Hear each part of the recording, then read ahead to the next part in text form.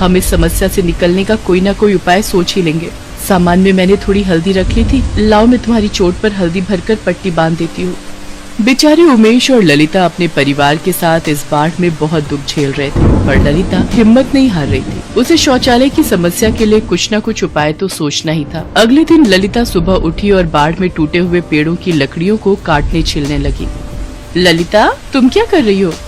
भाभी, तुम्हें तो पता ही है, बाढ़ में हमारे गांव के सारे शौचालय टूट चुके हैं। बंटी के बापू के भी कल पैर में चोट लग गई। हम महिलाओं को भी खुले में शौच करने में कितनी दिक्कत आ रही है। मैं सोच रही थी खुद से ही क्यों ना एक लकड़ी का शौचालय तैयार करें, ताकि वो हम गांव वालों के कुछ तो काम आएगा। हाँ ललिता, ये बात हमारे दिमाग में क्यों नहीं आई? मेरी बहू गर्भवती है, उसे तो बार बार शौच जाने की जरूरत होती है। वो इस बाढ़ में बहुत परेशान हो रही है। अगर ये लकड़ी का शौचालय बन जाए तो हमारे दिन कितने आराम से निकल जाएंगे।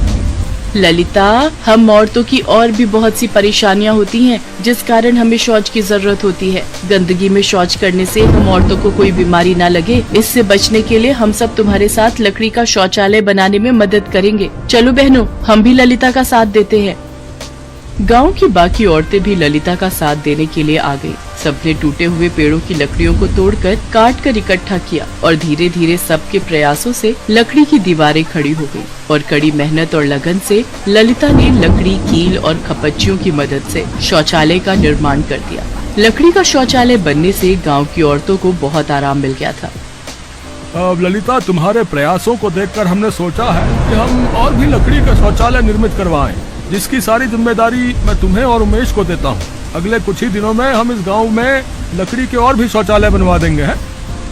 धीरे धीरे सब कुछ ठीक हो जाता है और गांव में अब लकड़ी के शौचालय बन चुके थे, जिसकी पहल ललिता ने की थी। अगर ललिता जैसी हिम्मत हर व्यक्ति में आ जाए तो वो किसी भी परेशानी का सामना आसानी से कर सकता है। ये बात ललिता ने साबित कर दी थी।